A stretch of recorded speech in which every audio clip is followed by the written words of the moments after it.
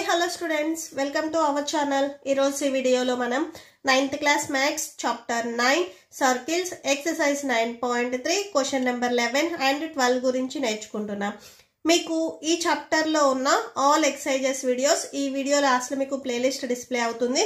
దాన్ని క్లిక్ చేస్తే ఈ చాప్టర్లో నేను ఏ వీడియోస్ చేశానో అవి అన్నీ మీకు డిస్ప్లే అవుతాయి, చెక్ చేసుకోవచ్చు. Question number 11 చూడండి. ABC and ADC are two right angles with common hypotenuse AC. So ఇది నేను డయాగ్రామ్ చూపిస్తూ ఎక్స్ప్లెయిన్ చేస్తాను చూడండి. ఫస్ట్ మనకి హైపోటెన్యూస్ AC అని చెప్తున్నారు. సో ఎగ్జాక్ట్ గా సర్కిల్లో ఇక్కడ మిడిల్ లో మీరు ఇది హైపోటెన్యూస్ తీసుకోండి. ఓకే, సో దీనికి నేమ్ AC అంటున్నారు. సో AC నేమ్ ఇచ్చేసేయండి ఇలాగా. అండ్ నెక్స్ట్ చూడండి, ABC and ADC are two right angle triangles అని చెప్తున్నారు. సో ఇక్కడ ఏ ఉంది, ఇక్కడ సి ఉంది, మీకు ఇక్కడ బి అనేది రావాలి.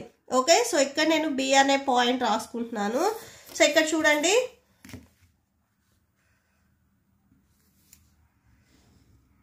ఓకే, సో ఇలా వచ్చేస్తుంది మీకు. ఇది రైట్ యాంగిల్ ట్రయాంగిల్ అవుతుంది. సో ఈ రైట్ యాంగిల్ ట్రయాంగిల్ కూడా మీరు అబ్జర్వ్ చేసినట్లయితే ఏబిసి, ఇక్కడ మీకు మిడిల్ లో ఆల్ఫాబెట్ బి ఉంది, అంటే బి దగ్గర మీకు యాంగిల్ అనేది 90 degrees ఉంటుంది. Okay, so ABC. And next ఇంకొక రైట్ యాంగిల్ ట్రయాంగిల్ ఏడిసి అంటున్నారు. సో ఇక్కడ ఏ, ఇక్కడ సి ఉంది. సో ఇక్కడ మీరు డి పెట్టుకున్నట్లయితే జాయిన్ చేయండి.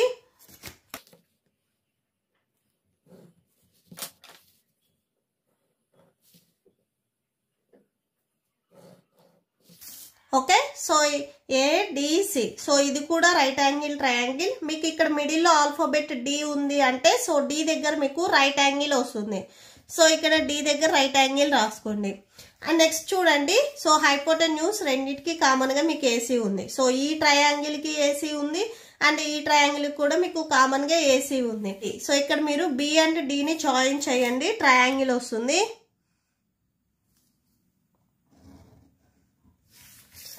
సో ఇక్కడ మీరేం ప్రూవ్ చేయాలంటే యాంగిల్ సిఏడి, మీరేం ప్రూవ్ చేయాలంటే యాంగిల్ సిఏడి. ఓకే, సో మీకు ఓన్లీ ట్రయాంగిల్ ఇక్కడ వరకు మాత్రమే ఉంది, యాంగిల్ సిఏడి అంటే ఈ యాంగిల్. అండ్ నెక్స్ట్ చూడండి angle CBD, angle CBD. So ఇది క్లోజ్ చేసినట్లయితే యాంగిల్ సిబిడి, సో అంటే బి దగ్గర ఉండే ఈ యాంగిల్. నేను గ్రీన్ కలర్ లైన్ తో చూపిస్తున్నాను చూడండి. ఈ యాంగిల్ అండ్ ఈ యాంగిల్ ఇవి రెండు మనం ఈక్వల్ అని చెప్పాలి.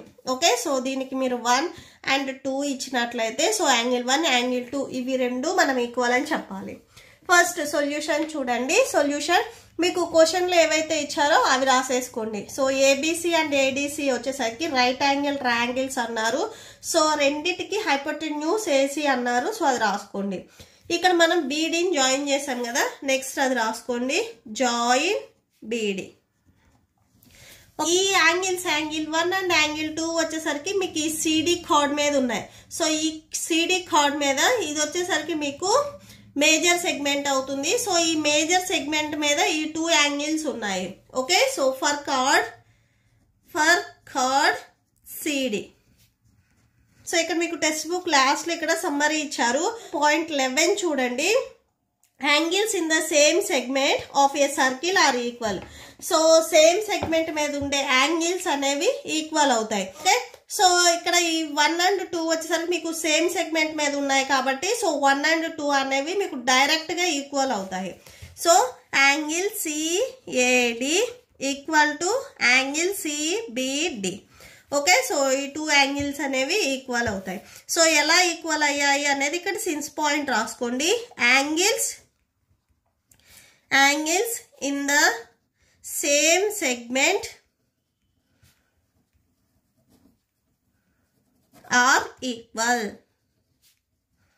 Okay, so that's it. Hence proved అని రాసేసుకోండి ఇక్కడ.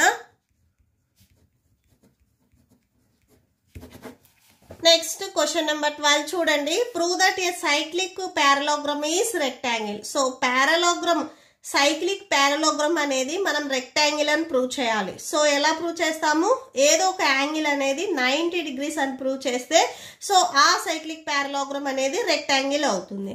ఓకే, సో సొల్యూషన్ చూడండి.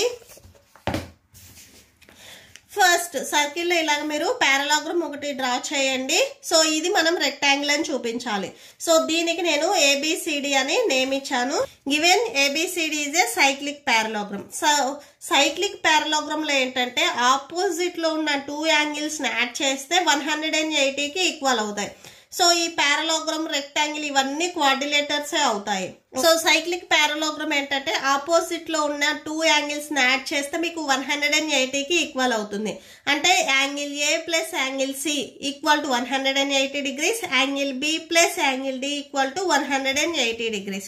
సో ఇక్కడ రాసుకోండి, angle A plus angle C opposite లో ఉండే angles equal to 180 degrees, angle B plus angle D equal to 180 degrees. So opposite లో ఉన్న 2 యాంగిల్స్ యాడ్ చేస్తే 180కి ఈక్వల్ అవుతుంది. ఇక్కడ సిన్స్ పాయింట్ రాసుకోండి. Opposite angles of A cyclic quadrilateral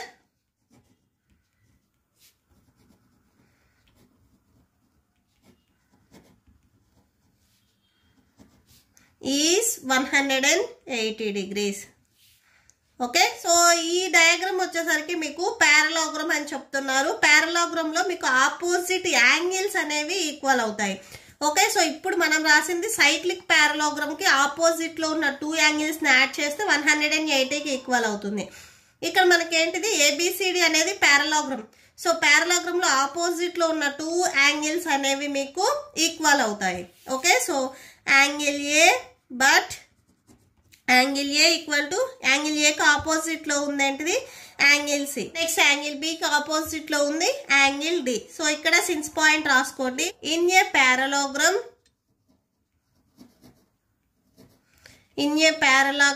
opposite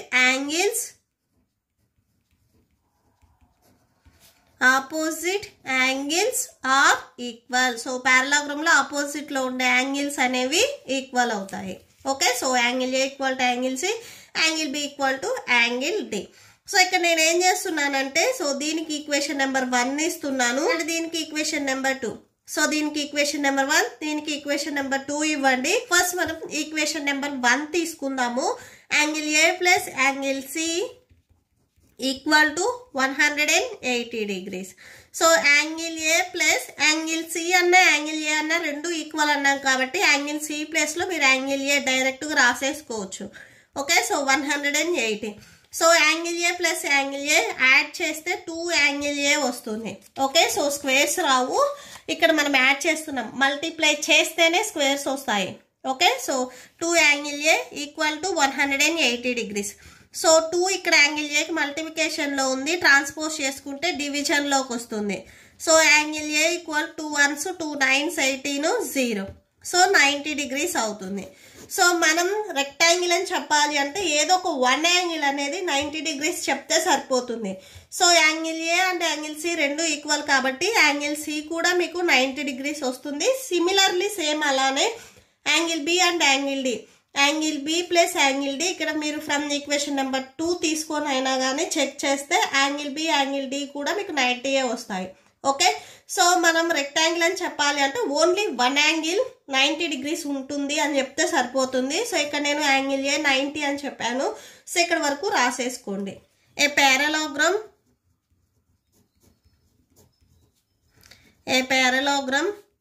with 1 angle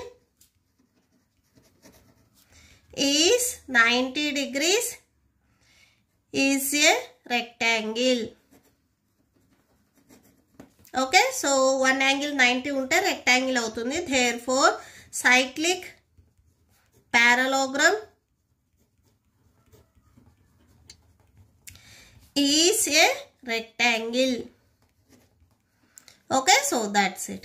So ఇక్కడ hence proved రాసేసుకోండి. Okay, so that's it. ఈ ప్రాబ్లంతో మీకు ఈ వీడియో కంప్లీట్ అయింది. మీకు ఈ వీడియో నచ్చితే ప్లీజ్ లైక్ చేయండి, మీ ఫ్రెండ్స్కి షేర్ చేయండి అండ్ మన ఛానల్ని సబ్స్క్రైబ్ చేసుకోండి. ఇప్పుడు నేను చెప్పిన ఈ 2 క్వశ్చన్స్కి మీకు నోట్స్ డిస్ప్లే అవుతుంది, చెక్ చేసుకోవచ్చు. Thank you and thanks for watching.